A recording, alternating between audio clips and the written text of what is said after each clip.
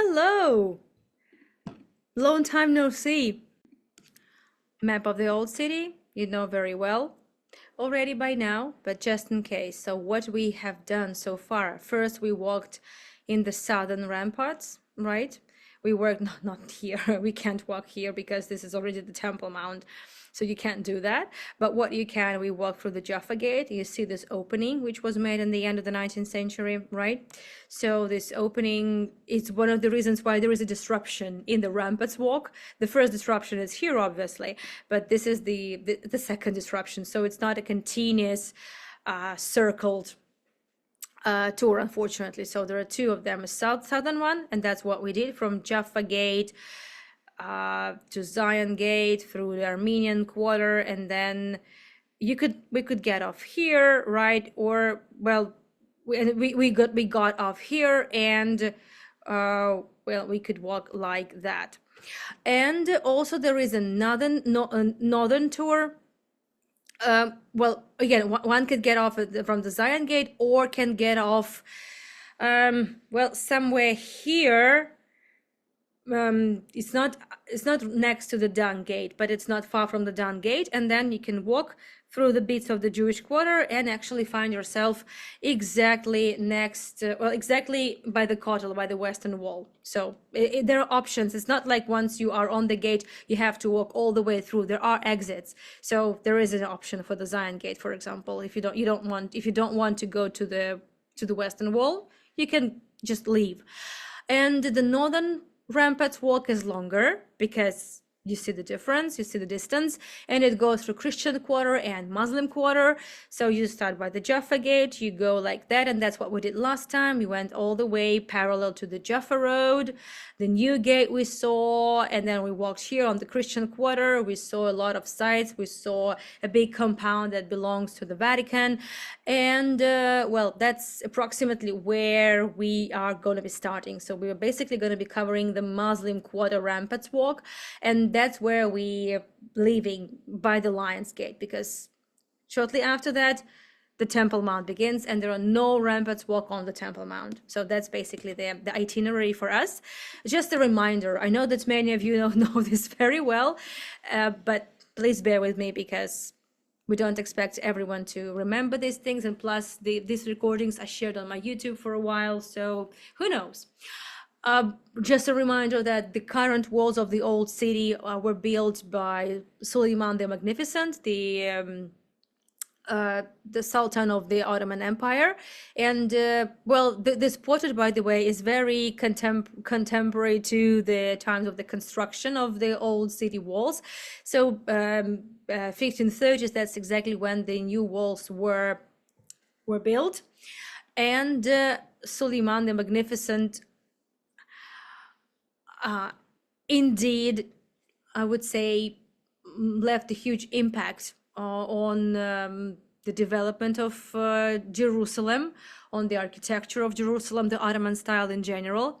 But they didn't build from the new materials. They built from the material that had already been there. That there were a lot of bricks, there was a lot of destructions, and yeah, so most of the stones, they would be from the secondary use, or taken well, from here, from the quarries around the old city, and we saw some of the quarries. So that's the Jaffa Gate. I use also photos from the internet. That's this opening, right? And in order to access the northern ramparts, you need to enter the old city and then go left, like over there. That's the ticket office, and then you go up and you find yourself basically on the Jaffa Gate. Because we have already been there, we have seen it, we're starting exactly by approaching the Damascus Gate. And that's where we stopped last time. Just to remind you that Damascus Gate is called so because that will be the way to Damascus. Damascus is relevant not for Jews. It's not relevant this much for Arabs in this regards. It's relevant for Christians, because Paul had a vision in Damascus. So Saul became Paul and became the follower of Christ on his way to Damascus, because he was serving the Romans. So And that was important for Christians, which gives us the very good understanding when this name originated in the 19th century. Because what happened in the 19th century? The Ottomans allowed the pilgrimage. The Ottomans allowed the purchase of lands by Christian, Jewish communities, and this is when there was a great interest, towards the Holy Land. So, and that's what a lot of naming came from, the English language naming.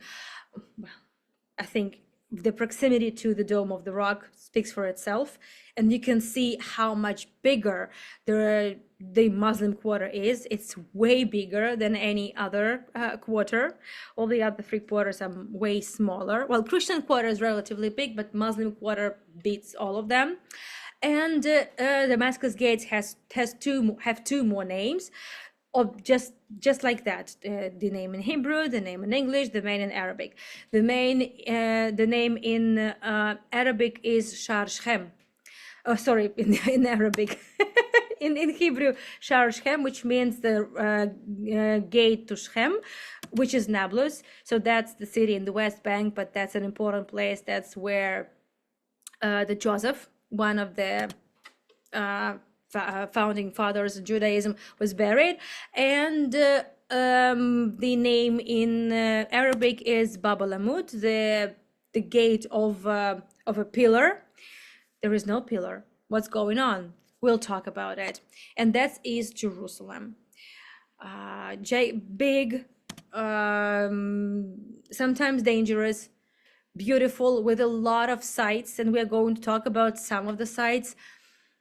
I don't know whether I will be going to East Jerusalem on my own. I probably won't, but it doesn't mean I don't have some videos from my tours of Eastern Jerusalem. And there are sites to talk about for sure. So, but I don't think I will ever be going there for a live stream walk. I hope you understand. So this is what the Damascus Gate look from below, from the outside, and we can walk all the way like that, and that's exactly what we're doing. Just pay attention to these things over here, right here and there. I have spoken about it on my walks along the walls of the old city, but I will just provide a quick reminder about the gates. Plus, again, I'm not sure whether so much information actually can easily sink in or stay for a long time in your head. So I think it's always nice to remind you about some of these facts. So the Muslim quarter is the most densely populated. The population in general, by the way, those are important domes. We will be talking about these important domes, but maybe, just maybe, you can already guess what these domes are, but we will be talking about it. Don't worry. So altogether, there are about 44,000 people living in this 1 square kilometer of the territory. We do it in meters and kilometers here, but I would say it's half a square mile. If I get it right, that's probably that's the right estimation. And you can see how densely it is populated. The Muslim quarter it doesn't mean that you can't find Christian places in the Muslim quarter. It doesn't mean you can't find even Jewish places in the Muslim quarter. The thing is that this is the administrative division from the Ottoman times, but Jerusalem is a very old city, and so many, well, it has changed hands so many times, and there had always lived Christians, Muslims, Jews, and even more than that. So obviously it's totally okay to that that's quite a large number of stations of the cross,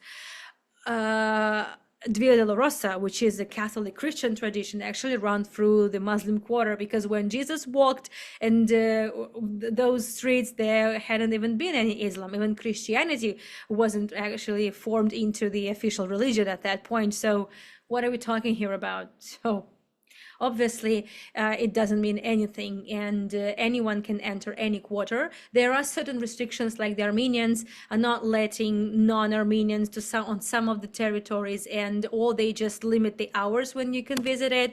There are restrictions with regards to where you can walk in the Muslim quarter unless you're a Muslim, but that's mostly related. It's not about safety. That's about just complying with the rules, because for non-Muslims there's only one entrance to the Temple Mount. So, and we spoke about it, but I will remind you that it's the Maghrabi gate through the Western Wall.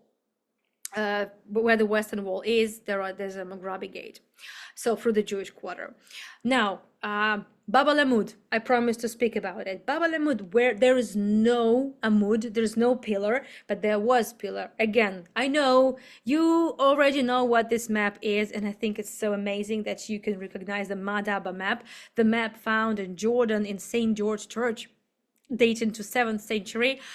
That's incredible. So this is a huge floor mosaic that depicts the holy sites across the world. And obviously there is the amazing thing that the big part about Jerusalem survived.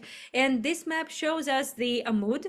That's Jerusalem over there. That's the section. But you see, this is the whole Christian world. Oh yeah, there's a lot. There's a lot there, really. But we're focusing here only on Jerusalem. And this is actually the central road. It's called Cardo. Let me quickly take you back to the Madaba map. Yeah, just give me a second, sorry. Do you see the road? That's Cardo. So the city was rebuilt. It was destroyed in 135. The Jewish city, Jewish Jerusalem, was destroyed, and it was rebuilt by Emperor Hadrian into a Roman pagan city. And it was built like any Roman city would be, with a main street and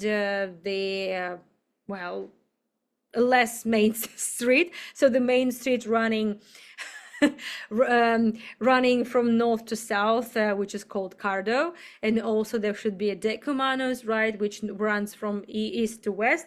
But in here we have like secondary Cardo that goes a little bit over here, well, a bit to the side, but we can't really find secondary Cardo anymore, just a few sections of it, maybe here and there. But what is important is there is the gate. That's Cardo, and there is a pillar. So it looks like there was a pillar for sure, and the name that survived in Arabic, taken from the first Muslim period that started in the 7th century. Obviously, when the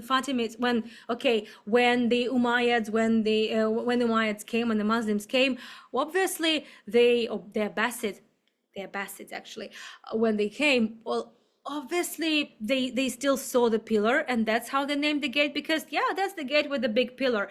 It looks like that pillar was actually a base for a monument to Emperor Hadrian, because this is how awesome he was, having destroyed the city and rebuilt it into a glorious Roman city, Aelia Capitolina.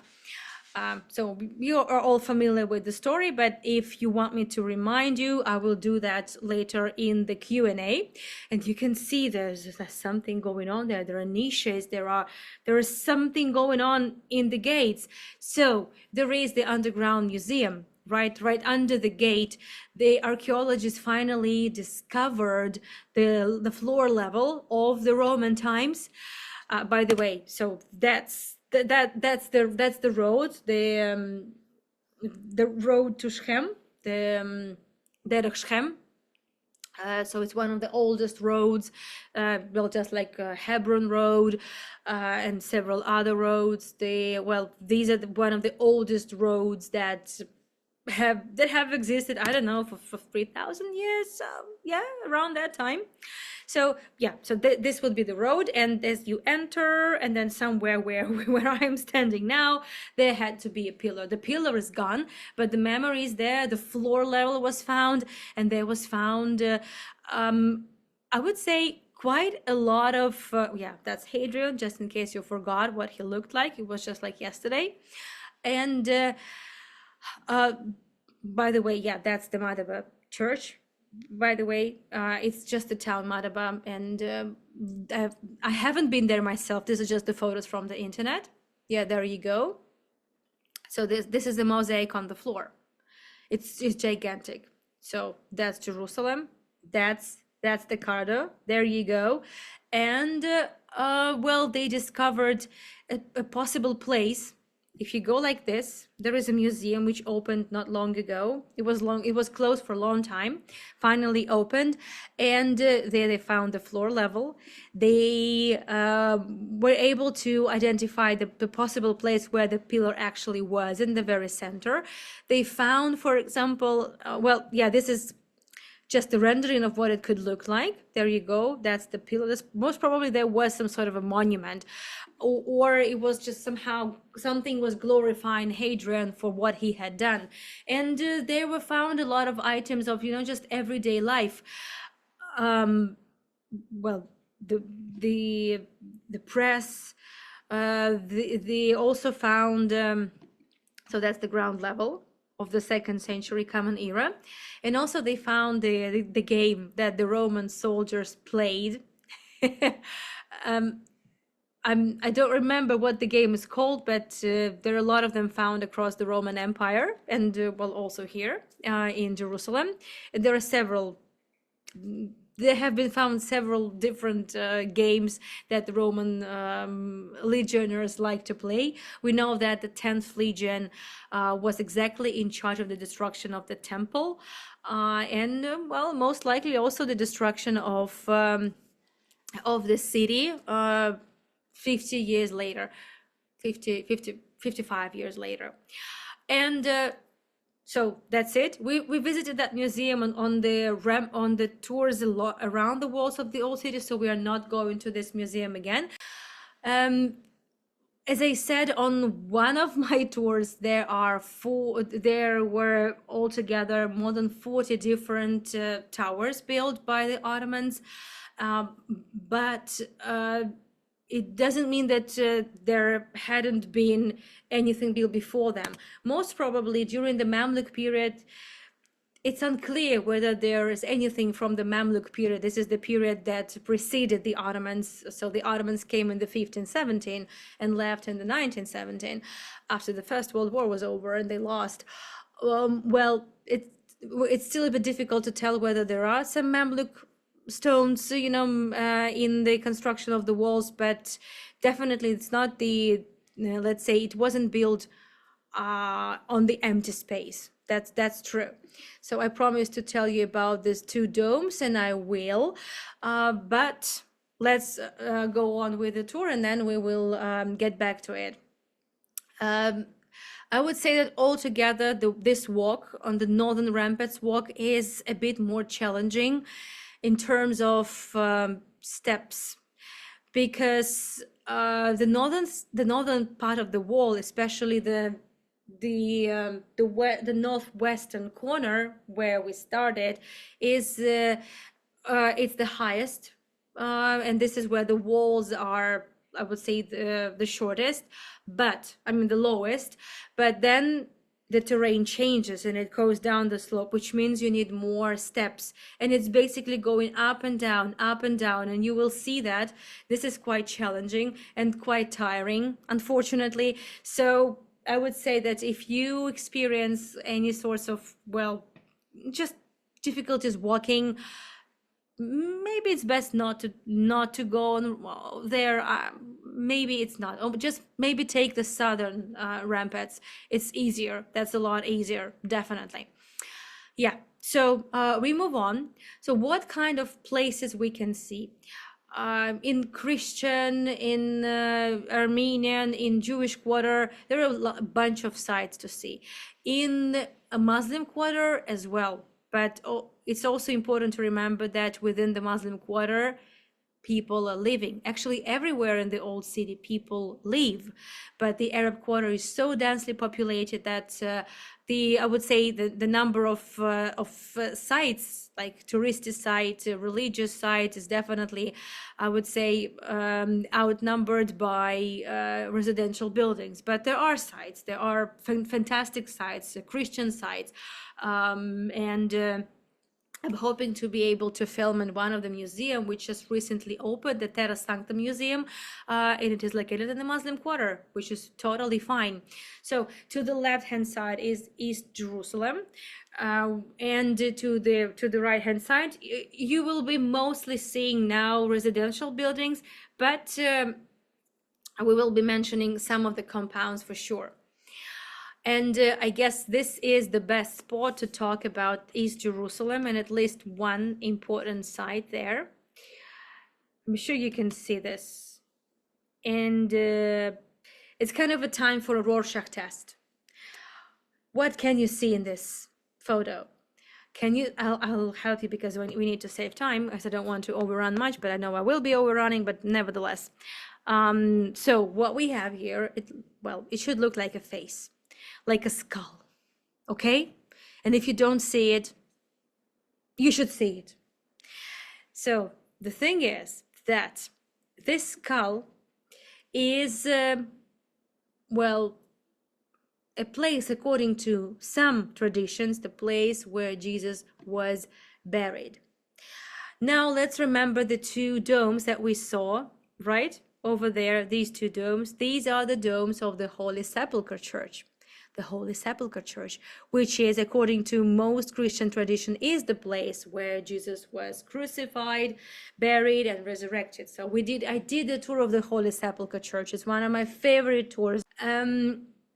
But there is a Protestant tradition that claims that that happened outside of the city walls, and that couldn't be in the Holy Sepulchre Church, which is true now, but which wasn't true back then. So the thing is that both places, the Holy Sepulchre and the Garden Tomb with the skull, well, they were outside of the city walls. That's the thing.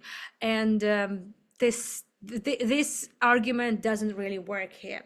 So this is just the photo of taken not far from the Holy Sepulchre Church. That's it. And exactly just facing, well, the two sides kind of face each other. So why the skull? Because Golgotha can be translated from Aramaic like something like a skull. And well, when it was found, it was decided that it looked like a skull, and there were found indeed graves, tombs. This is a tomb. So the skull used to be even more evident, but some stones collapsed at some point. And by the way, the place is located just next to the central bus station of East Jerusalem, but that's okay. Obviously, there are a lot of illustrations. Before this Christian tradition was born, this cave was called Jeremiah's cave. Yeah, indeed, there was a cemetery. Yes, indeed, there. I mean, look, it looks like a skull of even a monkey to me. So I think I haven't failed the test. But now it's a bit more challenging to see, but it's still doable. I mean, that's scary, isn't it? So they were found tombs, and they kind of, within the timeline of the, well, times of Jesus, right? But there are no, actually, I would say, 100% persuasive argument that's exactly what, well, the tomb of Jesus. So that's why there are two traditions, more like I would say the chief tradition, but there's also the Protestant tradition that this could be the Garden Tomb. And again, there is no problem for it to be in East Jerusalem, because East Jerusalem is a thing from a much further time. So that's why it's not really relevant at all. There are a lot of schools, there are gyms, there are residential buildings, there are a lot of mosques in the Muslim Quarter, but there are a lot more mosques in East Jerusalem, obviously, and you might have noticed already some of the minarets. What else can you find in East Jerusalem? A bunch of places, in fact, you can find. There is the American Colony Hotel. A lot of Christian institutions can be found in East Jerusalem as well. There are some hotels, and traditionally East Jerusalem hotels are cheaper than those in West Jerusalem. Football pitch, it's not too big, but considering how tiny the old city is. I think this is a big enough this is a big enough football pitch. It's important to always take into consideration that every square centimeter of the old city matters, and it's difficult to imagine how people live there. Some people even manage to drive in some of the areas. That's absolutely remarkable. I have no idea how people do that. And yes, there are also Christian institutions. There are some compounds there, and these things coexist. I don't want to be just saying that everything is nice and safe, but actually the old city is safe. Well, from time to time you could heard of attacks and whatnot, but in general, I feel safe walking there, even in the Muslim quarter. And actually, the Muslim quarter is my favorite because of the market, because of the delicious sweet stuff and the coffee you can get there in the shuk, in the market. So I like it very much. And my second favorite is the Christian quarter because of the architecture, because of this because of the compounds, because of the Savior Church, which I showed you last time. So, but there's a lot to film. So I should be spending more time in Jerusalem in the coming weeks. We'll see. I will keep you posted. So another gate that we have entered, we have reached, and you can guess what this is, the Flower Gates. Actually, it's called Herod Gates in English, and you know exactly when this name originated in the 19th century, when the Christian community started to come. Why did they name it Herod Gate? Because they thought, actually, it was also the tradition from the Crusader times that Herod had his palace here. But actually, Herod had his palace on the opposite end where the Tower of David is. I know it's complicated, but because Crusaders came 1,000 years ago, and they just said, this was the place where David used to live. This was Herod. This is Mount Zion, but actually the Mount Zion is on the opposite end. So the tradition was so strong that it's just persisted. That's it. So that's this rosette is here, so it always reminds me of a flower, and that's how you can identify the gates you're on. This is the Shar Prahim, or the flower gate, as it can be translated from Hebrew. Bab el-Zahra, that's the name in Arabic, and it can be translated as the gate of remembrance, because indeed there used to be a big Muslim cemetery in this area.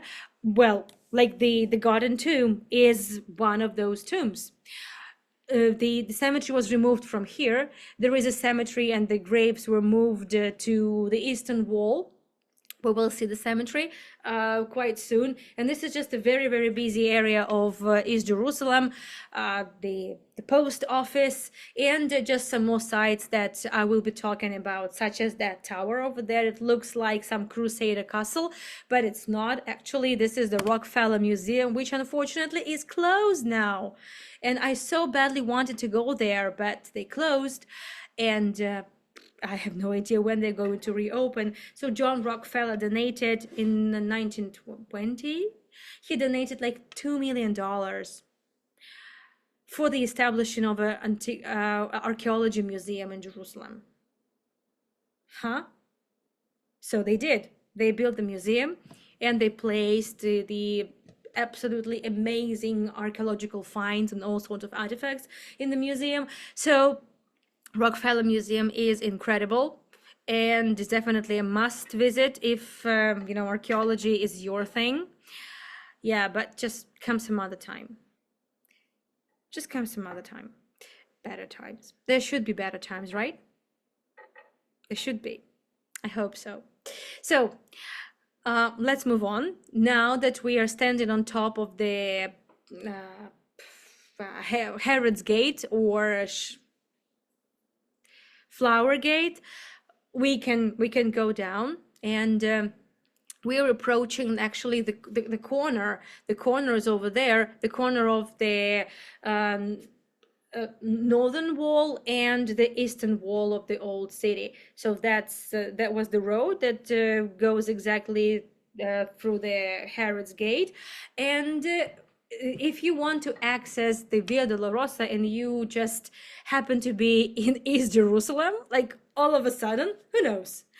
So Herod Gate is the best, because like 5 minutes later you are already in the very beginning of Via Dolorosa, which is the way of suffering. Well, this is the road this is the Catholic Crusader and Catholic tradition that is still very strong and very popular. And there are a bunch of sites that we visited on the ground and underground, which is even more fascinating.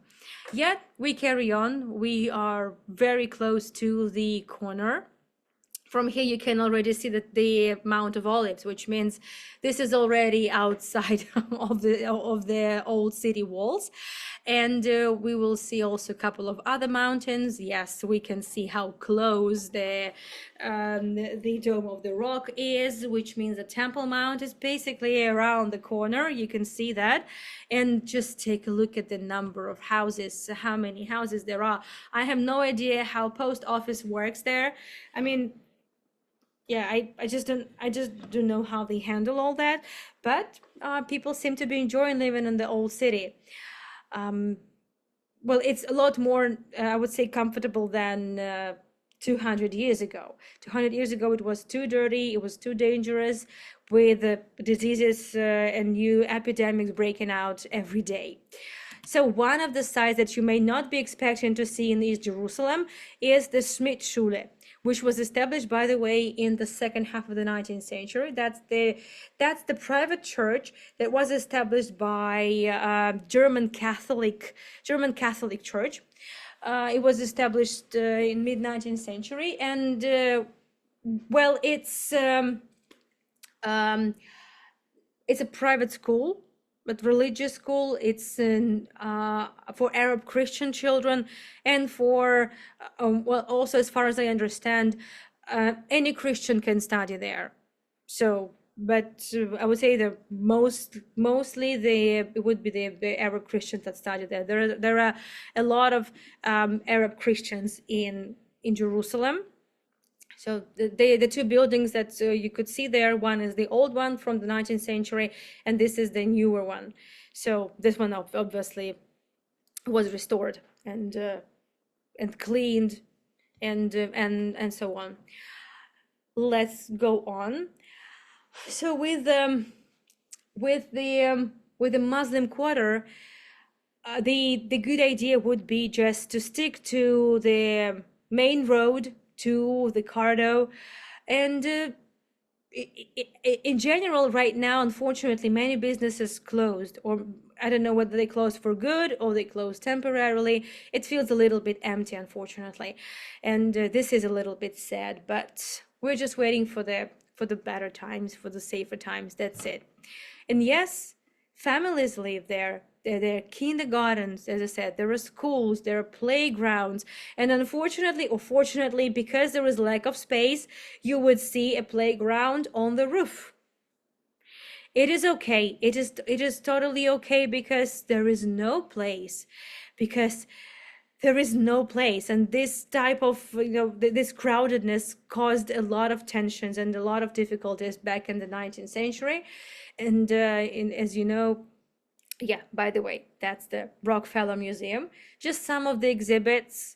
You can find a lot of lattices that used to decorate Church of the Holy Sepulchre. You can find a lot of gorgeous Roman sarcophagi. There, by the way, in Rockefeller Museum, there even used to be held an exhibition a few years ago with the findings from Ashkelon. From Ashkelon, my hometown.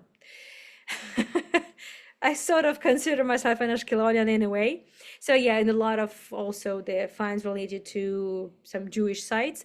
And that's early 1920s when the foundation stone was laid in the construction of the museum, which is quite remarkable. Yeah, so I know that the Rockefeller Museum looks like Fort Knox a little bit. In a way it is, because it has so many precious exhibits they're being just very careful. So that's why the museum, I believe museum closed after the 7th of October, and I'm not sure whether it actually reopened at all. And I don't see this, it's reopening in the I would say coming few months. That's just I know it's a little bit discouraging, but it sounds more realistic to me that it's not going to reopen, unfortunately. But once it opens, and if I'm in the country, I'll definitely go there, and I will try to film as much as possible. So we see Mount Scopus with the Hebrew University. We spoke about it. That's the temple of, that's the Mount of Olives, and the Augusta Victoria compound, named after the wife of Kaiser William II, and obviously the Mount of Olives with the cemetery, and with a lot of Christian sites as well. So we know that Mount of Olives is a very important site, not only for Jews, but also for Christians, because a lot of events happen there related to the life of Jesus and to the death of Jesus as well. So we are approaching the very corner. What you see there, you see some Arab villages. You see, so from here you can see the two mountains. So Mount Scopus is the name that came somewhat in the Hellenistic period, maybe the early Roman period, because this was the one of the observation points, just overlooking the entire city. And now this is the eastern wall. Kidron Valley goes over there, the Mount of Olives goes over there, and the new parking lot, which, well, it was like about two years ago. It was all prepped up. It was actually there was a lot of rubbish in the area. It was just dirty. It was chaotic, and it didn't look good, because come on, this is the Eastern Wall. This is the Temple Mount, and well, it's not at that point, yes. So, but we know that the large section of the Eastern Wall, it's actually the wall of the Temple Mount. So obviously there had to be they had to be just brushed up. Well, they only managed to do that just a few years ago, honestly. And I promised to tell you that. Well, I promised to show you the cemetery. So the Muslim cemetery. So the graves that used to be around the Bab al-Zahra, at least according to some information, plus we know of the Garden Tomb, and we know that there used to be more graves around the Garden Tomb, right? The place that is, according to Protestant tradition, that's where Jesus was buried and resurrected. So the graves you can see now. By the way, we saw some of the graves already on the walking tour, but the cemetery is way bigger, obviously, and the best way to see it would be from the ramparts. I think I have some more videos of that. Yeah, so you can see that. We walked like this with you when we did the walking tour past the walls, but you just couldn't see actually how big the cemetery is. But the Muslim cemetery goes almost till the very end to the corner of the eastern and southern walls. Well, almost. I'm not going to be going into details with regards to what the Muslim cemetery is doing on the way of Messiah, because according to Jewish and Christian tradition, Messiah would be coming from the Mount of Olives, from that side. But we're not going into details there. So, but just, it's that because it's about the purity, but the Messiah obviously will not care much about the purity, and no cemetery will actually stop the Messiah, whether it's a Jewish Messiah or Christian Messiah. It doesn't matter. What matters is that Messiah will not really care about any impurity from the dead flesh in the graves. So it's not going to be a problem. You can see how huge the cemetery is, right? So that's one of the oldest cemeteries, Muslim cemeteries in Jerusalem. But the oldest cemeteries are actually found in the Kidron Valley and the Mount of Olives over there. Well, over there. We will see it again, so don't worry about it. And we're wrapping up quite soon, because as I told you, the Ramparts Walk tour wraps up by the Lion's Gate, and the Lion's Gate is the closest to the Temple Mount. However, if you are not a Muslim, you will not be able to enter, nor will you be able to exit through the Lion's Gate. If you need to go, if you need to go to the Temple Mount, if you need to go to the Old City, no problem at all. So Augusta Victoria compound, hospital, and the convent. Then Mount Scopus over there, that's the Mount of Olives, and that's the biggest cemetery with a lot of other Christian sites also that we visited already with you on multiple tours. And who knows, I might be able to take you there again for some other reasons. So the domes that you have just seen, let me show it to you in a minute. Just a second.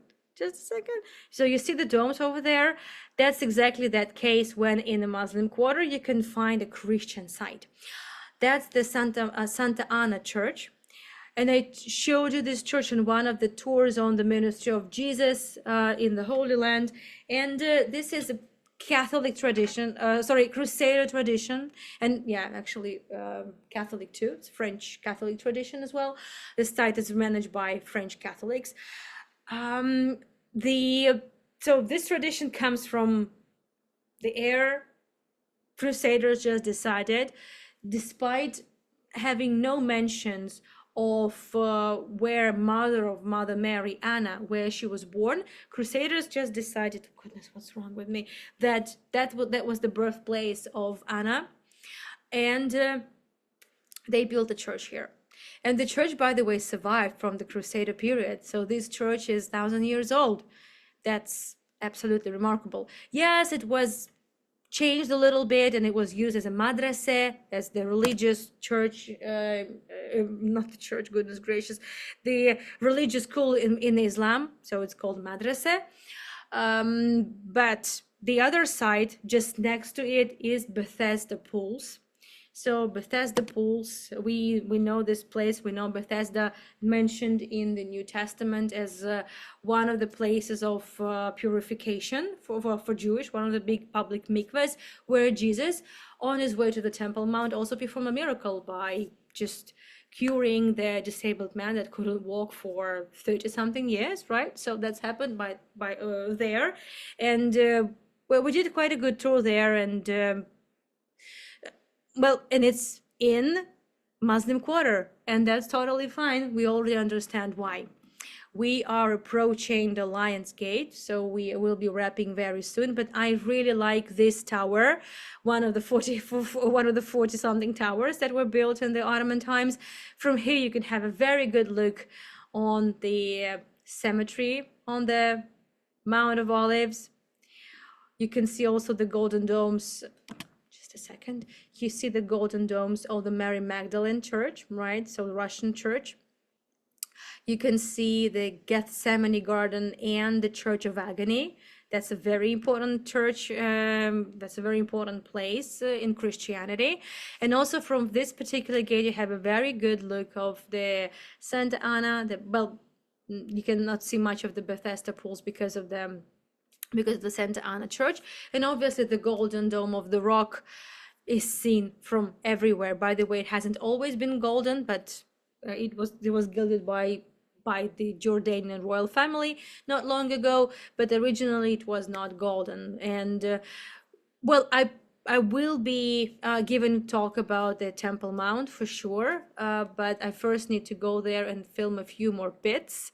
Not much has changed there though, but I still need to go there because, well, I want a bit of a better video, because when I filmed there, when I was there last time, I think it was August 2023, I was with my group, and it was just too chaotic because I don't really like, I have to share the videos I recorded whilst studying, but there's just a lot of motion, and I was just too tired because I tried to combine studying, filming, and surviving the heat and whatnot. So we are already by the above the Lion's Gate, and that's the road exactly that would take you to Santa Ana, that would take you to Bethesda. It's just one of the same entrance. And if you are Muslim and you need to go to the Temple Mount, that's where you go. That's where you go. That's it. So in fact, from here, we need to go down, but first we are going to see a little bit of the, well, Dome of the Rock, Alexa Mosque, and then we will be going back a little bit and then going down, and this is the end. There is no more Ramparts Walk because the Temple Mount is just over there. So I'm not going into details about the Temple Mount, into the Dome of the Rock. I will just explain that the Dome of the Rock and the Al-Aqsa Mosque is not one and the same thing. The Dome of the Rock, according to Muslim tradition, which by the way is not even mentioned in Quran, is considered to be the place where Muhammad ascended to heaven and where he went on a night journey on his flying horse, Barak. And hence it is considered the third holiest place in Islam. So that's the reason. And well, Al-Aqsa Mosque stands a little bit to the side, and it's much smaller than it actually originally used to be because it was destroyed by the earthquake, and also some other things happened. So that's just a very briefly introduction into the Temple Mount. Lion's Gate, just to wrap this up, because we need to wrap this up properly, just to remind you why it's called so, because of these lions. According to the legend, Suleiman the Magnificent saw the lions attacking him at night, and it was exactly the time when he was just in two minds whether to build the walls or not to build the walls, but then he decided to build the walls because he didn't want to be attacked. And in order to scare off the potential threat, he put these lions on the walls. That's the story. And these lions could be of a secondary use. Some say it's very suggestive of a Baybars who ruled before, well, in the Mamluk period. Who knows?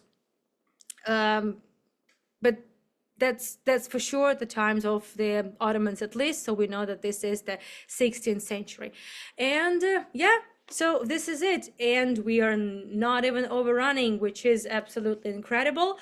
And I would say that the area of the Lion's Gate is probably the quietest, especially if you take this road, by the way. So this is it, and that's the road to the Lion's Gate. So you can access the old city with the cars, but you can't go too far. So that's the issue, and better just not. So just don't drive in the old city. Just don't do that. Just don't.